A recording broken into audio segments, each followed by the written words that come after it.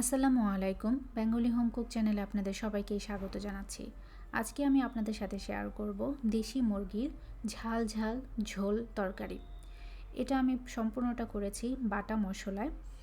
আর আশা করি আপনাদের রেসিপিটি ভালো লাগবে।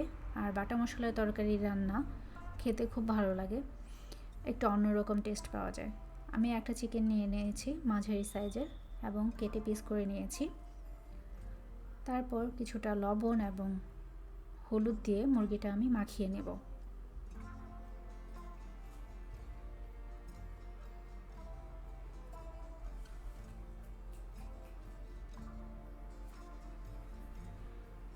মুরগিটা মাখিয়ে আমি 10 থেকে 15 মিনিটের মতো রেখে দেব।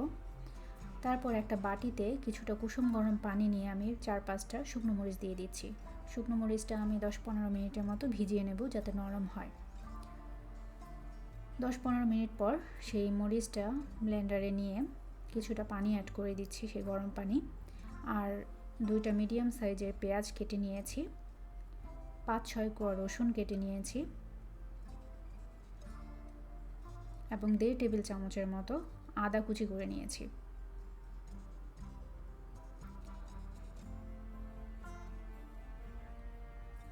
মরিচের গুঁড়ো দিচ্ছি 1 টিস্পুন এবং হলুদের গুঁড়ো দিচ্ছি 1 টিস্পুন। তারপর কিছুটা পানি অ্যাড করে আমি মশলাগুলো ব্লেন্ড করে নিচ্ছি। আপনারা পাটায়ও বেটে নিতে পারেন।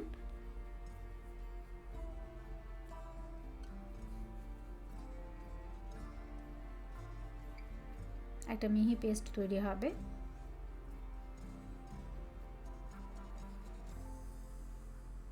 তারপর নিয়ে নিচ্ছি জিরা 1 টিস্পুন এবং ধনিয়া 1.5 টিস্পুন। আমি জিরা এবং ধনিয়া গোটা ব্যবহার করছি। আর জিরা ধনিয়াটাও আমি বেটে নেব, কিংবা আপনারা চাইলে ব্লেন্ড করে নিতে পারেন। আর দিচ্ছি সাথে কিছু গরম মশলা, 4টি এলাচ, 2 টুকরো দারুচিনি এবং 4-5টি লং। এই গরম মশলাগুলো আমি আলাদা বেটে নেব এবং জিরা ধনিয়াগুলো বেটে নেব। জিরা ধনিয়া বেটে নিয়েছি এবং গরম মশলাটাও বেটে নিয়েছি। 1/2 কাপ পেঁয়াজ কুচি নিয়েছি এবং একটা বড় সাইজের আলু একটু বড় করে কেটে নিয়েছি। তারপর চুলায় কড়াই বসিয়ে তেল দিয়ে দিচ্ছি 1/3 কাপ এবং 1 টিস্পুন সরিষার তেল। আপনারা চাইলে যে কোনো একটা তেল দিয়েও করতে পারেন, আবার দুটো মিক্সড করেও করতে পারেন। 2টো তেজপাতা ছেড়ে দিয়েছি। তারপর দিচ্ছি 1/2 কাপ পেঁয়াজ। পেঁয়াজগুলো আমি সময় নিয়ে ভেজে নেব।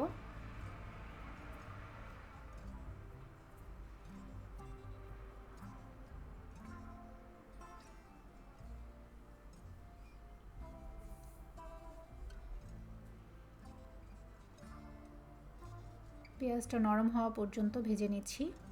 পেঁয়াজটা নরম হয়ে গেছে, আমি বাদামি করে ভাজবো না। তারপর সেই বেটে রাখা মশলাগুলো দিয়ে দিচ্ছি।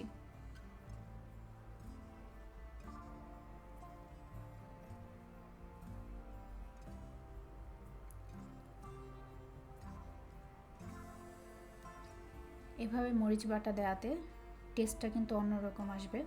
আশা করি আপনারা একবার হলেও ট্রাই করে দেখবেন। দিয়ে দিচ্ছি জিরা ধনিয়া বাটা, ভালো করে মিশিয়ে কিছুটা পানি দিয়ে ঢেকে আমি মশলাটা কষিয়ে নেব মিনিট খানেকের মতো। আমার মশলাটা কষিয়ে গেছে এবং তেল উপরে উঠে আসছে, দেখতে পাচ্ছেন। আমি এখন নেড়ে টেড়ে লবণ অ্যাড করে নেব স্বাদ মতো। লবণের ব্যাপারে খেয়াল রাখতে হবে, মুরগিটা কিন্তু আমি লবণ দিয়ে মাখিয়ে রেখেছিলাম।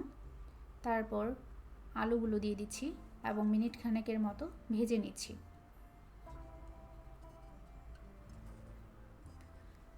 তারপর লবণ হলুদে মেখে রাখা মুরগিগুলো দিয়ে দিলাম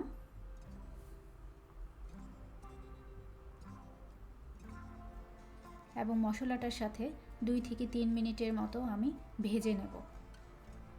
কোনো পানি অ্যাড করব না। ভালো করে মশলার সাথে মাখিয়ে নিচ্ছি।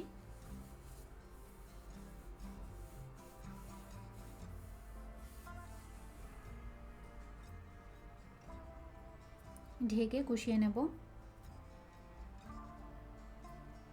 যেহেতু দেশি মুরগি, একটু সময় নিয়ে কষিয়ে নিতে হবে, এতে করে মশলাটা ভিতরে ঢুকবে এবং খেতেও ভালো লাগবে। আবার কিছুটা সময় নেড়ে আমি অল্প একটু পানি অ্যাড করে নিব, গরম পানি।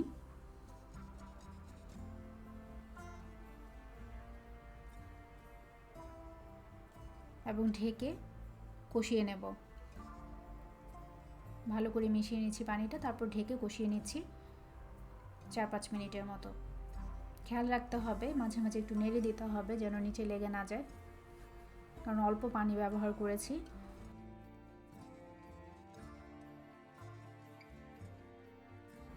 এভাবে করে 2-3 বার পানি অ্যাড করে করে মুরগিটা আমি কষিয়ে নেব।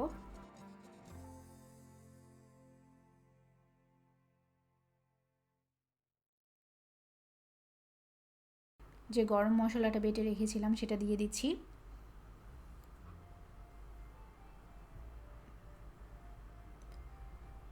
ভালো করে গরম মশলাটা মিশিয়ে নেব, একটু কষিয়ে নেব।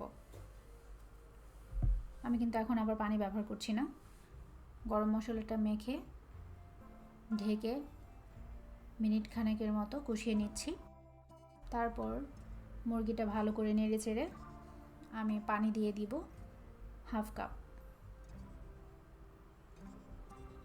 অথবা আপনারা যেমন ঝোল রাখতে পছন্দ করেন সেই অনুপাতে ঝোলটা অ্যাড করবেন এবং মুরগিটা রান্না করে নেব, ভালো করে সিদ্ধ করে নেব। আমি ঝোলটা একটু মাখো মাখো রাখবো, সেই অনুপাতে পানিটা অ্যাড করে নিচ্ছি। ঢেকে রান্না করে নিচ্ছি মুরগিটা সিদ্ধ হওয়া পর্যন্ত। মুরগিটা সিদ্ধ হয়ে গেছে, দেখুন ঝোলটা অনেকটা মাখো মাখো হয়ে এসেছে। এই পর্যায়ে আমি এখানে কিছুটা সরিষার তেল অ্যাড করব। আমি লবণটা চেক করে নিচ্ছি, তারপর দিয়ে দিচ্ছি 1 টিস্পুনের মতো সরিষার তেল।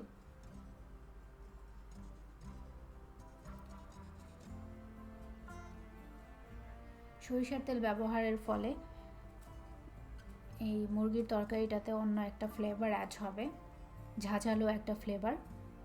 এই ফ্লেভারটা আমার খুব ভালো লাগে। আর যদি আপনাদের যদি ভালো না লাগে তাহলে স্কিপ করতে পারেন। ঢেকে আমি লো ফ্লেমে 5 মিনিট রান্না করে নেব। 5 মিনিট পর আমি পরিবেশন করে নিচ্ছি। আর আশা করি আপনাদের রেসিপিটি ভালো লেগেছে। এভাবে বাটা মশলা দিয়ে আপনারা একবার চিকেন রান্না করে দেখবেন, আশা করি ভালো লাগবে। আর ভালো লাগলে আমার চ্যানেলটি সাবস্ক্রাইব করে পাশে থাকবেন। আবার দেখা হবে নতুন কোনো রেসিপি নিয়ে। সুস্থ থাকবেন। আল্লাহ হাফেজ।